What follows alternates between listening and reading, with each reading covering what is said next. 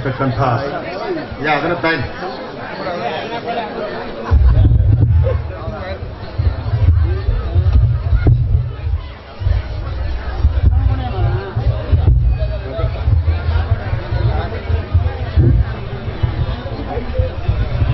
ಕ್ಷೇತ್ರಾಧಿಪತಿಯಾಗಿರ್ತಕ್ಕಂಥ ನಂದಿ ಬಸವೇಶ್ವರ ಸ್ವಾಮಿಯ ಪಾದಕ್ಕೆ ಹಣಿಮಣಿದು ನನ್ನ ಆರಾಧ್ಯ ದೈವರು ಮಾರುತೇಶ್ವರನನ್ನು ಸ್ಮರಿಸಿಕೊಂಡು ನನ್ನ ಆರಾಧ್ಯ ಗುರು ಮುರ್ನಾಳ ಖಂಡೇಶ್ವರ ಗಂಗಾಧರ ಮಹಾಸ್ವಾಮಿಗಳನ್ನು ಸ್ಮರಿಸಿಕೊಂಡು ಪ್ರತಿ ವರ್ಷದಂತೆ ಈ ವರ್ಷವೂ ಕೂಡ ನಂದಿ ಬಸವೇಶ್ವರ ಜಾತ್ರಾ ನಿಮಿತ್ತವಾಗಿ ಅನೇಕ ಕಾರ್ಯಕ್ರಮಗಳೊಂದಿಗೆ ಈ ನಾಟಕವೂ ಒಂದು ಕೂಡ ಅಂಥ ಒಂದು ನಾಟಕದ ದಿವ್ಯ ಸಾನ್ನಿಧ್ಯವನ್ನು ವಹಿಸಿರ್ತಕ್ಕಂಥ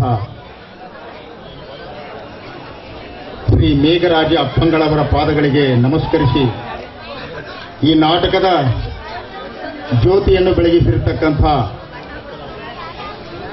ನಮ್ಮ ಗ್ರಾಮದ ಜೋಡಿ ಹಿರಿಯರು ಶ್ರೀ ಎನ್.ಆರ್. ಶಿವಪುರದವರೇ ಹಾಗೂ ಮಾಜಿ ಜಿಲ್ಲಾ ಪಂಚಾಯತ್ ಉಪಾಧ್ಯಕ್ಷರಾದ ಶ್ರೀ ಕೆ.ಆರ್. ಕೋಗಿನವರವರೇ ಹಾಗೂ ಈ ನಾಟಕದ ಉದ್ಘಾಟನೆ ನೆರವೇರಿಸಿಕೊಟ್ಟಿರ್ತಕ್ಕಂಥ ಅಪ್ಪೇಶಿ ಸಾವ್ಕಾರ್ ಅವರೇ ಹಾಗೂ ರವಿ ರಾಠೋಡ್ ಅವರೇ, ನಂದಿ ಬಸವೇಶ್ವರ ಭಾವಚಿತ್ರಕ್ಕೆ ಪುಷ್ಪಾರ್ಚನೆಯನ್ನು ಮಾಡಿರ್ತಕ್ಕಂಥ ಮಾಜಿ ತಾಲೂಕ್ ಪಂಚಾಯತ್ ಸದಸ್ಯರಾದ ಕೆ.ಆರ್. ಬಂಕೇರಿ ಅವರೇ, ಗ್ರಾಮ ಪಂಚಾಯತ್ ಸದಸ್ಯರಾದ ಶೇಖಪ್ಪ ಕೆಂಚಾಡ್ರವರೇ, ಮಾಜಿ ಸೈನಿಕರಾದ ಜೆ.ಡಿ. ಬಡಗೇರವರೇ, ಸುಭಾಷ್ ಬಡಗೇರವರೇ, ಮಳೆಯಪ್ಪ ಕಂಬಾರವರೇ, ಕಂಪನಿ ಮಾಲಕರಾಗಿರ್ತಕ್ಕಂಥ ಕಣಕಪ್ಪ ಬಂಕೇರಿ, ರಾಮಣ್ಣ ಬಂಕೇರಿ ಅವರೇ, ಬಿ.ಎಚ್. ಪೂಜಾರಿ ಅವರೇ, ಮಾಜಿ ಸದಸ್ಯರಾದ ನಿಂಗಪ್ಪ ಹೋಗೆಣ್ಣವರವರೇ, ರಂಗಪ್ಪ ಮಾದರ್ ಅವರೇ, ರಂಗಪ್ಪ ಯಡಹಳ್ಳಿ ಅವರೇ, ನಮ್ಮ ಕುಸ್ತಿ ಮ್ಯಾನೇಜರ್ ಆಗಿರ್ತಕ್ಕಂಥ ಶಿವಣಪದ್ರ ಶಿವಪುರದವರೇ ಹಾಗೂ ನಮ್ಮ ಜೋಗಣ್ಣವರವರೇ, ಅಂಬಿಗೇರವರೇ, ಸಣ್ಣ ಕಂಪನಿ ಮಾಲಕರಾಗಿರ್ತಕ್ಕಂಥ ಶ್ರೀಕಾಂತ್ ಶಿವಪುರದವರೇ ಹಾಗೂ ಬಸವರಾಜ್ ಬಂಕೇರಿಯವರೇ, ಮಾದೇವ್ ಬಂಕೇರಿಯವರೇ, ಅವರಿವರೆನ್ನದೇ ವೇದಿಕೆ ಮೇಲೆ ಆಗಮಿಸಿರ್ತಕ್ಕಂಥ ಎಲ್ಲ ಗುರು ಹಿರಿಯರೇ, ಸಂಗೀತ ವರ್ಗದವರೇ ಹಾಗೂ ನನ್ನ ಹಿರೇಪುದಿಳ ಗ್ರಾಮದ ತಂದೆ ತಾಯಂದಿರೇ, ಅಕ್ಕ ತಂಗಿಂದಿರೇ, ಸುತ್ತಮುತ್ತಲಿನ ಗ್ರಾಮದಿಂದ ಆಗಮಿಸಿರ್ತಕ್ಕಂಥ ಎಲ್ಲರಿಗೂ ಕೂಡ ನನ್ನ ನಮಸ್ಕಾರಗಳು. ಪ್ರತಿ ವರ್ಷದಂತೆ ಈ ವರ್ಷವೂ ಕೂಡ ನಮ್ಮ ನಂದಿ ಬಸವೇಶ್ವರ ಜಾತ್ರಾ ನಿಮಿತ್ತವಾಗಿ ನಾಟಕವನ್ನು ಮಾಡಿಕೊಂಡು ಬಂದಿರ್ತಾ ಇದ್ದೇವೆ. ನಮ್ಮ ಹಿರೇಪೂದಿಳ ಗ್ರಾಮದಲ್ಲಿ ಇದೊಂದು ವಿಶೇಷವಾಗಿರ್ತಕ್ಕಂಥ ಜಾತ್ರೆ ಇದೆ. 1892ನೇ ಇಸ್ವಿಯ ದಿನ 1892ನೇ ಇಸ್ವಿ ದಿನ ಅಂದ್ರೆ ಇವತ್ತಿಗೆ 133 ವರ್ಷಗಳು ತುಂಬಿದವು ನಮ್ಮ ನಂದಿ ಬಸವೇಶ್ವರ ಜಾತ್ರೆಗೆ. ಈ ಒಂದು ಜಾತ್ರೆ ಪ್ರಾರಂಭವಾಗಬೇಕಾದ್ರೆ ನಾವು ಹಿಂದಿನ ಹಿರಿಯರಿಂದ ಇದನ್ನೆಲ್ಲ ತಿಳಿದುಕೊಂಡು ಅವರ ಮಾರ್ಗದರ್ಶನದಲ್ಲೇ ನಾವು ಮುನ್ನಡೆಸಿಕೊಂಡು ಬಂದಿರ್ತಾ ಇದ್ದೇವೆ. ಈ ಒಂದು ದೇವಸ್ಥಾನ ಸ್ಥಾಪನೆ ಆಗಬೇಕಾದ್ರೆ ನಮ್ಮ ಮುರ್ನಾಳ ಖಂಡೇಶ್ವರ ಅಪ್ಪ ಅವರ ಒಂದು ಕೃಪಾಶೀರ್ವಾದದಿಂದ, ಗೆಜ್ಜಿಮುತ್ಯರ ಒಂದು ಕೃಪಾಶೀರ್ವಾದದಿಂದ ಬಿಷ್ಟಯ್ಯಪ್ಪನವರು 1892ನೇ ಇಸ್ವಿ ದಿನ 101 ಸ್ವಾಮಿಗಳನ್ನು ಕರೆಸಿ ತೊಟ್ಟಲ ಬಾವಿಯನ್ನು ತೋಡಿ ದೇವಸ್ಥಾನವನ್ನು ಕಟ್ಟಿಸಿ ಅಗ್ನಿಕುಂಡವನ್ನು ಸ್ಥಾಪಿಸಿದ್ರು ಅಂತ ನಮ್ಮ ರಾಟಿಮುತ್ಯ ಅವರು ಹೇಳ್ಕೊಂತ ಬಂದಿದ್ರು ನಮಗೆ. ಅದೇ ಪ್ರಕಾರವಾಗಿ ನೀವು ಧಾರಾಳವಾಗಿ ಯಾವ ಗ್ರಾಮದಲ್ಲಿಯೂ ಕೂಡ ನಡೆದಿಲ್ಲ ಭಜನಾ ಸಪ್ತಾಹ. ನಾವೆಲ್ಲ ಅನೇಕ ಹಳ್ಳಿಗಳಲ್ಲಿ ನೋಡ್ತಾ ಇದ್ದೀವಿ, ಮುಂಜಾನೆ 8 ಗಂಟೆನೋ 9 ಗಂಟೆನೋ ಕೆಲವೊಬ್ಬರು ಮನೆಯಾಗ ನಾಷ್ಟ ಮಾಡ್ಕೊಂತ ಭಜನಾ ಮಾಡ್ಕೊಂತ ಹೋಗುವುದನ್ನು ನಾವು ನೋಡೀವಿ. ಆದ್ರೆ ನಮ್ಮಲ್ಲಿ ಹಂಗಿಲ್ಲ. ಆ ಒಂದು ಗುರುಗಳ ಅಪ್ಪಣೆಯ ಮೇರೆಗೆ ಬೆಳಗ್ಗೆ 4 ಗಂಟೆಗೆ ಎದ್ದು ಮಡಿಹುಡಿಯಾಗಿ ಯಾರೂ ಮುಟ್ಟಲಾರದ ಬಂದು ಸತತವಾಗಿ 133 ವರ್ಷ ನಡೆದೈತಪ್ಪ ಅಂತಂದ್ರ ಇದಕ್ಕೆ ಮಹಾಗುರು ಎಲ್ಲ ಮಠಾಧೀಶರ ಸಾಕ್ಷಿ ಹೇಳಬಲ್ಲ. ಅಲ್ಲಿಂದ ನಾವು ಕೂಡ ಅನೇಕ ಕಾರ್ಯಕ್ರಮಗಳನ್ನು ಮಾಡಿ ಅದರ ನಿಮಿತ್ತವಾಗಿ ಟಗರಿನ ಕಾಳಗ ಇರಬಹುದು, ಕುಸ್ತಿ ಇರಬಹುದು, ಕೆಲವೊಂದಿಷ್ಟು ವರ್ಷದ ಕಬಡ್ಡಿ ಇರಬಹುದು, ಸರಿಯಾಗಿ 4:30-5 ಗಂಟೆಗೆ ರಥೋತ್ಸವ ಇರಬಹುದು, ಜಂಗಿ ನಿಕಾಲಿ ಕುಸ್ತಿ ಇರಬಹುದು. ಇವನ್ನೆಲ್ಲ ಕೂಡ ನೆರವೇರಿಸಿಕೊಂಡು ಬಂದು ಈಗ ಕೊನೆಯ ಘಟ್ಟವಾಗಿ ಈ ಒಂದು ನಾಟಕ ಸಮಾರಂಭ ಉಳಿದೈತೆ. ಈ ಒಂದು ನಾಟಕವನ್ನು ಬಹಳ ಅದ್ದೂರಿಯಾಗಿ ಪ್ರೇಮದಿಂದ ಇವತ್ತು ತಮ್ಮ ಮಕ್ಕಳು ಇವತ್ತು ತಮ್ಮ ಎದುರಿಗೆ ಪ್ರಯೋಗ ಮಾಡ್ತಾ ಇದ್ದಾರೆ. ಯಾವ ಉದ್ದೇಶಕ್ಕಾಗಿ ಮಾಡಬೇಕು, ಯಾಕೆ ಈ ನಾಟಕ ಮಾಡಬೇಕು ಅನ್ನೋದನ್ನ ನಾವು ಸ್ವಲ್ಪ ಅರ್ಥ ಮಾಡಿ ತಿಳ್ಕೋಬೇಕು. ಒಂದು ಪುರಾಣವನ್ನು ಕೇಳಬೇಕಾದ್ರೆ ನಾವು ಕನಿಷ್ಠ 20 ದಿವಸ ಅಥವಾ 1 ತಿಂಗಳು ಬೇಕು. ಅದು ಒಂದು ಮಹಾತ್ಮರ ಒಂದು ಸ್ಟೋರಿ ನಮಗೆ ಅರ್ಥ ಆಗಬೇಕಾದ್ರೆ, ಆ ಪುರಾಣ ಮುಗಿಬೇಕಾದ್ರೂ 1 ತಿಂಗಳು ಬೇಕು. ಮನುಷ್ಯನ ಜೀವನ ಚರಿತ್ರೆ ಒಂದು ಆಗು ಹೋಗುಗಳು ಒಂದು ಕುಟುಂಬದಲ್ಲಿ ಬರ್ತಕ್ಕಂಥ ಸನ್ನಿವೇಶ ಅರ್ಥ ಆಗಬೇಕಾದ್ರೆ ಕೇವಲ ನೀವು ಒಂದೇ ದಿವಸದಲ್ಲಿ ಸರಿ ಯಾವುದು, ತಪ್ಪು ಯಾವುದು, ಒಳ್ಳೆಯದು ಯಾವುದು, ಕೆಟ್ಟದ್ದು ಯಾವುದು ತಿಳುವಳಿಕೆ ಮಾಡಿಕೊಂಡಕ್ಕೆ ಈ ಒಂದು ನಾಟಕ ಒಂದೇ ದಿವಸದಲ್ಲಿ ತಿಳುವಳಿಕೆ ಮಾಡಿಕೊಳ್ಳಿಕ್ಕೆ ಈ ನಾಟಕ ಪ್ರಾರಂಭ ಆಗಿರ್ತೈತೆ. ಈ ನಾಟಕದ ಮಹತ್ವ ಉದ್ದೇಶ ಮಹಾತ್ಮ ಗಾಂಧೀಜಿಯವರು ಶ್ರೀ ರಾಜಾ ಸತ್ಯ ಹರಿಶ್ಚಂದ್ರ ಅಂತಕ್ಕಂಥ ನಾಟಕವನ್ನು ನೋಡಿ ಸತ್ಯವನ್ನು ಅರಿತುಕೊಂಡು ಇವತ್ತು ನಮಗೆ ಸ್ವಾತಂತ್ರ್ಯವನ್ನು ತಂದುಕೊಟ್ರು. ಈಗ ನಾವು ಕೂಡ ಈ ನಾಟಕದ ಸದುದ್ದೇಶದಲ್ಲಿ ಸತ್ಯವನ್ನು ನಾವು ನೋಡಬೇಕಾಗ್ತದೆ. ಅದಕ್ಕಿಂತ ಈ ನಾಟಕದಲ್ಲಿ ಅಂತಂದ್ರೆ ಮಹತ್ವವಾಗಿ ಹೆಣ್ಣು ಮಕ್ಕಳು ನೋಡ್ತಕ್ಕಂಥ ನಾಟಕ ಇದು.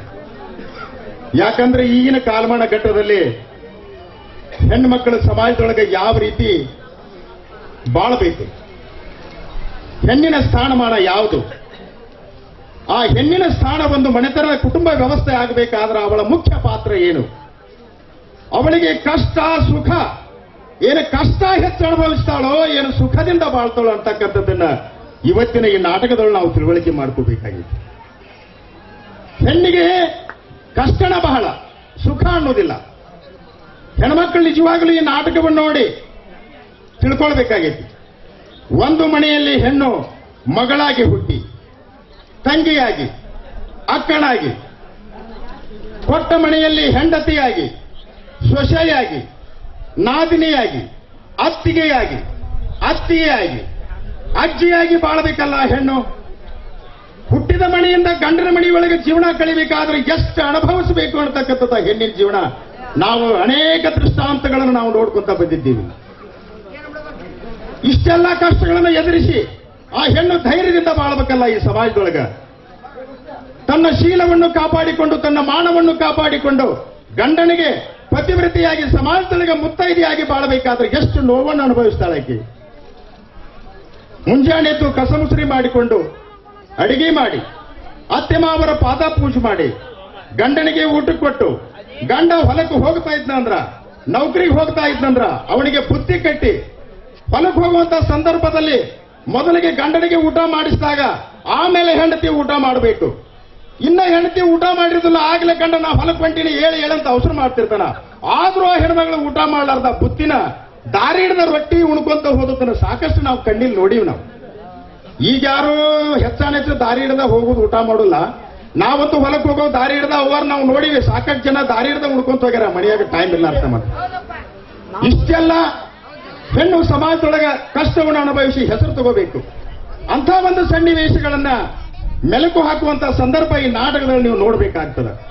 ಮತ್ತು ಆಗಿ ತಾಯಿಯಾಗಿ ಗರ್ಭವತಿ ಆಗಬೇಕಾದ್ರ 100 ಪೇಷಂಟ್ ಇವತ್ತಿಗೆ ಡಿಲಿವರಿಗೆ ನಾವು ಆಸ್ಪತ್ರೆಗೆ ಹೋದಿವಿ ಅಂದ್ರೆ ಡಿಲಿವರಿ ಸರಿಯಾಗಿ ಆಗುವುದು ಮಾತ್ರ, 99 ಸಿಜರಿಂಗ್ ಆಗ್ತವೆ. ಆ ಕಷ್ಟನೂ ಕೂಡ ಹೆಣ್ಣು ಅನುಭವಿಸಬೇಕಾಗ್ತದೆ. ಆ ಒಂದು ಕಷ್ಟದೊಳಗೆ ಹೆಣ್ಣು ಜೀವಂತ ಉಳಿತೈತೋ ಅಥವಾ ಹೋಗ್ತೈತೋ ಅದು ಕೂಡ ಗೊತ್ತಿಲ್ಲ. ಅಂಥ ಸನ್ನಿವೇಶವನ್ನು ಹೆಣ್ಣು ಅಷ್ಟು ಕಷ್ಟವನ್ನು ಅನುಭವಿಸಬೇಕಾಗ್ತದೆ. ಅವಳಿಗೆ ಅದಕ್ಕಾಗಿ ಶ್ರೀಮತಿ ಅನ್ನಬೇಕಾದ್ರ ಕಾರೇಶು ಮಂತ್ರಿ, ಕರುಣೇಶು ದಾಸಿ, ರೂಪೇಶು ಲಕ್ಷ್ಮಿ, ಭೋಜೇಶು ಮಾತಾ, ಶಯನಾಸುರಂಬ, ಕ್ಷಮಯಾ ಧರಿತ್ರಿ ಅಂತಕ್ಕಂಥ 6 ಗುಣಗಳನ್ನು ಅವಳಿಗೆ ಕೊಟ್ಟರು. ಆ 6 ಗುಣಗಳಲ್ಲಿ ಅವಳು ಅಡಕವಾಗಿ ಮನೆಯ ಕೀರ್ತಿ ತರಬೇಕಾದಂತ ಸಂಗತಿ ಆ ಹೆಣ್ಣಿನ ಈ ಸಮಾಜದೊಳಗ ಮೇಲೆತ್ತರವಾಗಿರ್ತಕ್ಕಂಥ ಸನ್ನಿವೇಶ ಐತಿ. ಅಂಥ ಒಂದು ಸನ್ನಿವೇಶ ಈ ನಾಟಕಗಳನ್ನು ನೀವು ನೋಡ್ಬೇಕಾಗ್ತದೆ ಇವತ್ತಿನ ದಿವಸ. ತಾಯಿಯ ಹೃದಯ ಅಂದ್ರೆ ಏನು? ಟೈಮ್ ಆಗೈತಿ, ಸ್ವಲ್ಪ ಮುಗಿಸ್ಬಿಡ್ತೀನಿ. ಆ ಹೆಣ್ಣುಗರಳು ಹೆಂಗಿರ್ತೈತೆ ಅನ್ನೋದ್ರ ಬಗ್ಗೆ. ತಾಯಿ ಎಷ್ಟು ಕಷ್ಟದಿಂದ ಬಳಲಿದ್ದು, ಸಮಾಜದೊಳಗೆ ಎಷ್ಟು ನೋವನ್ನು ಅನುಭವಿಸಿದ್ದು, ಆದ್ರೂ ಕೂಡ ತಾಯಿಯಾಗಿ ಎಂಥ ನೋವನ್ನು ಅನುಭವಿಸ್ತಾಳ ಅಂತಕ್ಕಂಥದ್ದನ್ನ ಒಂದು ದೃಷ್ಟಾಂತದ ಮುಖಾಂತರ ಹೇಳಿ ಮುಗಿಸ್ಬಿಡ್ತೀನಿ. ಗಂಡ ಸತ್ತಿದ್ದ, ಆ ಮುದುಕಿಗೆ ಒಬ್ಬನೇ ಒಬ್ಬ ಮಗ ಇದ್ದ. ಏನೋ ಮಣಿ ಕೂಲಿ ಕೆಲಸ ಮಾಡಿ ಆ ಮಗನ ಓದಿಸಿ ಸಮಾಜದೊಳಗ ಶ್ರೀಮಂತರ ಮಕ್ಕಳ ಜೊತೆನೂ ಕೂಡ ನನ್ನ ಮಗನು ತಲೆ ಎತ್ತಿ ಬಾಳ್ಬೇಕಂತಕ್ಕಂಥ ಹವ್ಯಾಸ ಆ ತಾಯಿಗಿತ್ತು. ಶ್ರೀಮಂತರ ಮಕ್ಕಳು ಹೊಸ ಬಟ್ಟೆ ಹಾಕಿದ್ರು ಕೂಡ ನನ್ನ ಮಗ ಹಳೆ ಬಟ್ಟೆಯಿಂದ ತಿರುಗಬಾರದು ಅಂತ ಹೇಳಿ ಕೂಲಿ ನಾಲಿ ಮಾಡಿ ಪೈಸಾ ಉಳಿಸಿ ಬಿಳಿ ಬಟ್ಟಿ ಹೊಸ ಅರ್ಬಿನೂ ಕೂಡ ಮಗನ್ನ ಬೆಳೆಸಿದ್ಲು. ಒಂದು ಸಂದರ್ಭದಲ್ಲಿ ಅವ ವಯಸ್ಸಿಗೆ ಬಂದ, ಮದುವೆ ಹಂತಕ್ಕೂ ಬಂದ. ಅವಶ್ಯವಾಗಿ ತಾವು ಯುವಕರ ಈ ಕಥೆಯನ್ನು ಕೇಳಬೇಕಾಗತ್ತಾವ. ವಯಸ್ಸಿನ ಹಂತಕ್ಕೆ ಬಂದ, ಒಂದು ಹುಡುಗಿನೂ ಕೂಡ ಪ್ರೀತಿ ಮಾಡಿದ. ತಾಯಿಗೆ ಹೇಳಿದ, ಅವ್ವ ನನಗೆ ಮದುವೆ ವಯಸ್ಸಿಗೆ ಬಂದಿನಿ, ಲಗ್ನ ಮಾಡಬೇಕು. ಆಯ್ತಪ್ಪ, ಸಾಲ ಸಮುದ ಆದ್ರೂ ಕೂಡ ನೀನು ಲಗ್ನ ಮಾಡ್ತೀನಿ ಅಂದು. ಕನ್ಯಾ ನೋಡ್ತೀನಪ್ಪ ಅಂದು. ಇಲ್ಲ, ನಾನು ಆಲ್ರೆಡಿ ನೋಡ್ಕೊಂಡಿನಿ ಅಂದ. ಆಯ್ತಪ್ಪ, ನೀ ನೋಡ್ಕೊಂಡ್ರು ಸಾಕು, ಮೊದಲ ಮಣಿಯವರಿಗೆ ಗಟ್ಟಿ ಮಾಡ್ಕೊಂಡು ಕೇಳಿ ಬಾರಪ್ಪ, ಅದನ್ನ ಲಗ್ನ ಮಾಡ್ತೀನಿ ಅಂತ ಹೇಳಿದ್ದು. ಆದ್ರ ಕನ್ಯಾಮಣಿಯ ಮಾಡ್ಕೊಳ್ಳು ಹುಡುಗಿ ಹೇಳ್ತಾಳ, ನಿನ್ನ ತಾಯಿ ಮೂವೇರಿಕೆ ಇದ್ದಾಳ, ಮತ್ತೊಬ್ಬರ ಕೂಲಿ ನಾಲಿ ಮಾಡ್ತಕ್ಕಂಥ ಹೆಣ್ಮಗಳಿದ್ದಾಳ, ಮತ್ತು ಆಕೆ ಕೈಯಾಗ ನನಗ ಅಲ್ಲಿ ಕೆಲಸ ಮಾಡೋದು ಆಗುದಿಲ್ಲ. ನಂದೊಂದು ಕಂಡೀಷನ್ ಇತ್ತಪ್ಪ ಅಂದ್ರೆ ನಾನಿನ್ನು ಮದುವೆ ಆಗ್ತೀನಿ, ಇಲ್ಲಿಕ್ಕಂದ್ರೆ ಆಗುದಿಲ್ಲ ಅಂತಕ್ಕಂಥ ಮಾತನ್ನ ಹುಡುಗನಿಗೆ ಹೇಳ್ತಾಳ. ಆಯ್ತು, ನೀ ಹೇಳಿದ್ದನ್ನ ಕೇಳ್ತೀನಿ, ಆದ್ರೆ ನೀ ನನ್ನ ಲಗ್ನ ಆಗ್ಲೇಬೇಕು ಅಂತಾಗ ಷರತ್ ಹಾಕಿಲ್ಲ ಆಕೆ. ಆಯ್ತು, ಏನ್ ಕೇಳ್ತಿ ಕೇಳು. ನನಗ ನಿನ್ನ ತಾಯಿ ಹೃದಯ ಬೇಕಂತ ಕೇಳ್ತಾಳೆ. ನಿನ್ನ ಹೃದಯ ತಂದು ಕೊಡ್ಬೇಕು ಅಂದ್ರ ನಾನಿನ್ ಲಗ್ನ ಆಗ್ತೀನಿ. ಆದ್ರ ವಯಸ್ಸಿಗೆ ಬಂದಿರತಕ್ಕಂಥ ಯುವಕ ತಾಯಿ ಹೃದಯ ಕೊಡಕ ಹಿಂದ್ಮುಂದ್ ನೋಡ್ಲಿಲ್ಲ. ಅವನಿಗೆ ಆವೇಶ ಮೋಹ ಏನಿತ್ತು ಆ ಹುಡುಗಿ ಮೇಲೆ ಇತ್ತು. ದಡ ದಡ ದಡ ದಡ ಮನೆಗೆ ಬಂದ. ತಾಯಿ ಮಗ ಬರ್ತಾನಂತ ಅಡಿಗೆ ಮಾಡಿ ಬುದ್ಧಿ ಕಟ್ಟಿಕೊಂಡು ಎಡಿ ಮಾಡಿಟ್ಟು ಕುಂತಿದ್ಲು. ಬಡ ಬಡ ಬಡ ಬಡ ಹೋದನ, ಏನು ಕೇಳಿಲ್ಲ, ಚಾಕು ತಗೊಂಡ ಕೆಡಿದ, ತಾಯಿ ಹೃದಯ ತಕ್ಕೊಂಡು ಬಿಟ್ಟ. ಪ್ರಾಣ ಹೋತು ತಾಯಿದು. ಎಲ್ಲದಿ ಅಂತ ಹೇಳಿ ಕೇಟ ಆ ಹುಡುಗಿ ನೋಡ್ಕೊಂತ ಓಡಿ ಬರ್ತಿದ್ದ. ರೋಡ್ ಬ್ರೇಕ್ ಅಂತಿರ್ತಾವಲ್ಲ, ರೋಡಿಗೆ ಎಡವಿ ತೊಪ್ಪಂತ ಬಿದ್ದ. ತಾಯಿ ಹೃದಯ ಅಷ್ಟು ದೂರ ಹೋಗಿ ಬಿತ್ತು, ವಿಲಿ ಒದ್ದಾಡಕ್ಕಿತ್ತಿ. ಇವಾಗ ಗಡಿಬಿಡಿಸಿ ತನ್ನ ನೋವನ್ನು ಲೆಕ್ಕಿಸಲಾರ್ದ ಆ ಹೃದಯ ಹುಡುಗಿ ಕೊಡಬೇಕಿತ್ತಲ್ಲ, ಆ ಹೃದಯ ನೋಡಿದ. ಆಗ ಆ ಹೃದಯ ಮಾತಾಡಿ ಹೇಳ್ತಿ, ಯಪ್ಪ ನನ್ನ ಮಗನ, ನಿನಗೆ ಬೇಕಾಗಿತ್ತು ಅಂತಂದ್ರೆ ನಾನೇ ನಿನಗೆ ಹೃದಯ ಕಿತ್ತು ಕೊಡ್ತಿದ್ನಲ್ಲೋ. ಆದ್ರೂ ನೀ ಓಡಿ ಬರುವಾಗ ನಿನ್ನ ಪ್ರೇಯಸಿಗಾಗಿ ಎಳೆದು ಬಿದ್ದಲ್ಲೋ ನನ್ನ ಮಗನ. ನಿನಗೆ ಮೈ ಬ್ಯಾಣೆ ಆತನೋ, ಹೊಟ್ಟಿ ಬ್ಯಾಣೆ ಆತನೋ, ನಿನ್ನ ಕಾಲು ಬ್ಯಾಣೆ ಆತನೋ ಮಗನ ಅಂತ ಹೃದಯ ಮಾತಾಡ್ತೈತಿ. ಇದು ತಾಯಿಯ ಹೃದಯ. ಅಂತ ತಾಯಿಯ ಹೃದಯ ಅಂತ ಮಹತ್ತರವಾದದ್ದು. ಈಗ ತಾಯಿ ಹೃದಯ ನಾವೆಲ್ಲ ಮರೆತು ಬಿಟ್ಟಿವಿ. ತಂದೆ ತಾಯಿರುಗಳಿಗೆ ನಾವು ಪಾಲು ತಗೊಂತೀವಿ, ತಂದೆ ತಾಯಿನ ಹೊರಗಿಡ್ತೀವಿ, ಅತ್ತಿ ಮಾವನ ಹೊರಗಿಡ್ತೀವಿ, ಜೋಪಾನ ಮಾಡೋಲಾಗ ಅನಾಥಾಶ್ರಮಕ್ಕೆ ಸೇರಿಸ್ತೀವಿ. ಇಂಥ ಕಠಿಣ ಕಾಲ ಐತಿ. ದಯವಿಟ್ಟು ಯುವಕರು ಈ ಕಥೆಯನ್ನು ಅರ್ಥ ಮಾಡಿಕೊಂಡು ತಂದೆ ತಾಯಿ ದೇವರಂತ, ಅತ್ತೆ ಮಾವ ದೇವರಂತ ತಿಳಿದು, ಗುರು ಹಿರಿಯರು ದೇವರಂತ ತಿಳಿದು, ಪ್ರೇಯಸಿ ಇರ್ಲಿ, ಹೆಂಡತಿ ಇರ್ಲಿ, ಆದ್ರೆ ಎಲ್ಲಾ ಸೌಭಾಗ್ಯವನ್ನು ಒತ್ತಟ್ಟಿಗೆ ಕೊಂಡೊಯ್ಯುವಂತಹ ಒಂದು ಮನೋಭಾವನೆ ನಿನ್ನಲ್ಲಿ ಇಟ್ಕೊಂಡು ಈ ಒಂದು ಶಾಂತ ಉಳಿಯಲಿಲ್ಲ, ತೊಟ್ಟಿಲು ತೂಗಲಿಲ್ಲ. ಅಂಥ ಪ್ರೇಯಸಿಯ ಹುಡುಗಿಯ ಒಂದು ಕತೆ ಉಳಿಯಲಿಲ್ಲ, ಆ ಭಾಗ್ಯ ಇಲ್ಲ. ಅಷ್ಟು ಕಠೋರ ಹೋಗುದು ಬೇಡ ಅಂತಕ್ಕಂಥ ಮಾತನ್ನು ಹೇಳಿ, ಈ ನಾಟಕದಲ್ಲಿ ಲೋಪ ದೋಷಗಳು ಬರಬಹುದು. ನಮ್ಮ ಸಾವುಕಾರ ಹೇಳಿದಾಗ ಒಳ್ಳೆಯದಿರಬಹುದು, ಕೆಟ್ಟದಿರಬಹುದು, ಕೆಟ್ಟದ್ದನ್ನೇ ಇಲ್ಲೇ ಕೈಬಿಟ್ಟು ಒಳ್ಳೆಯದನ್ನು ಸ್ವೀಕಾರ ಮಾಡಿ ಇವತ್ತು ಈ ನಾಟಕದಲ್ಲಿ ಏನಾದರೂ ತಪ್ಪು ತಡೆಗಳಾದ್ರೂ ಕೂಡ ತಾವು ತಪ್ಪನ್ನೇ ಇಲ್ಲೇ ಕೈಬಿಟ್ಟು ಈ ಕವಿ ಕಂದ ಅಂತ ನಮ್ಮನ್ನು ಎತ್ತುಕೊಂಡು, ಈ ಮಾಡ್ತಕ್ಕಂಥ ಕಲಾವಿದರನ್ನು ಎತ್ತುಕೊಂಡು ಈ ಒಂದು ತಾಯಿ ಹೃದಯ ಇರತಕ್ಕಂಥ ನಾಟಕಕ್ಕೆ ತಾವೆಲ್ಲ ಯಶಸ್ಸನ್ನು ಕೋರ್ಬೇಕಂತ ಹೇಳಿ ನಾನು ಎರಡು ಮಾತುಗಳು ಮುಗಿಸ್ತಾ ಇದ್ದೇನೆ. ಜೈ ಹಿಂದ್, ಜೈ ಕರ್ನಾಟಕ. ಅದೇ ತರನಾಗಿ ಈ ನಾಟಕವನ್ನು ಉದ್ದೇಶ ಮಾತಾಡಿದಂತ BR ಪೂಜಾರಿ ಕವಿಗಳಿಗೆ ತುಂಬಾ ಧನ್ಯವಾದಗಳು. ಅದೇ ತರನಾಗಿ ನಮ್ಮೂರಿನ ಯುವಕರಾದ ಶಂಕರಪ್ಪ ಉಡ್ಚಂಚಿ ಅವರು ವೇದಿಕೆ ಮ್ಯಾಗ ಆಗಮಿಸಬೇಕು ದಯಮಾಡಿ. ವೇಳೆ ಅಭಾವದ ಕಾರಣ ಶಂಕರಪ್ಪ ಶಿವಕೂರಿ ಅವರು, ಉಡ್ಚಂಚಿ ಶಂಕರಪ್ಪ.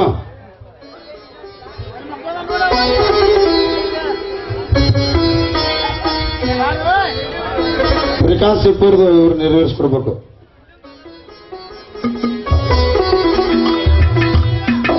ಅದೇ ತರನಾಗಿ ಈ ಕಾರ್ಯಕ್ರಮದ ಒಂದಿನ KR ಹೆರ್ಕಲ್ ಇವರು ನೆರವೇರಿಸಿಕೊಡ್ಬೇಕು.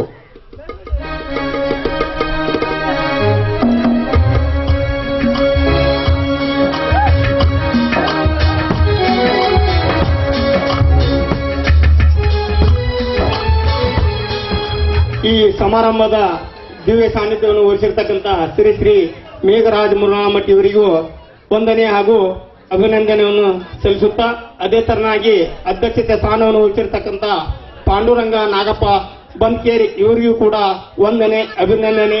KR ಹೋಗನ್ನವರ್, KR ಬಂದ್ಕೇರಿ, DR Pujar, NR Shivapur, TS ಪಕಾಸಿ, Ravi Rathod, Jagannath Badiger, Shankarappa ಕೆಂಚಾಳರ್ ಅವರಿವರೆಲ್ಲರೂ ಎಲ್ಲರಿಗೂ ಗಣ್ಯಮಾನ್ಯರಿಗೂ ವಂದನೆ ಹಾಗೂ ಅಭಿನಂದನೆ. ಅದೇ ತರನಾಗಿ ಸುತ್ತಮುತ್ತಲಿನ ಗ್ರಾಮಗಳಿಂದ ಆಗಮಿಸಿರ್ತಕ್ಕಂಥ ಕಲಾಭಿಮಾನಿಗಳಿಗೂ ಸಂಗೀತ ವೃಂದದವರಿಗೆ ವಂದನೆ ಅಭಿನಂದನೆ ಸಲ್ಲಿಸುತ್ತಾ ನನ್ನ ವಂದನಾರ್ಪಣೆ ಕಾರ್ಯಕ್ರಮವನ್ನು ಇಲ್ಲಿಗೆ ಮುಕ್ತಾಯಗೊಳಿಸುತ್ತೇನೆ. ಜೈ ಹಿಂದ್, ಜೈ ಕರ್ನಾಟಕ. ಕಾರ್ಯಕ್ರಮ ಮಾಡಿದಂತ KR ಯರ್ಕಲ್ ಅವರಿಗೆ ತುಂಬಾ ಧನ್ಯವಾದ.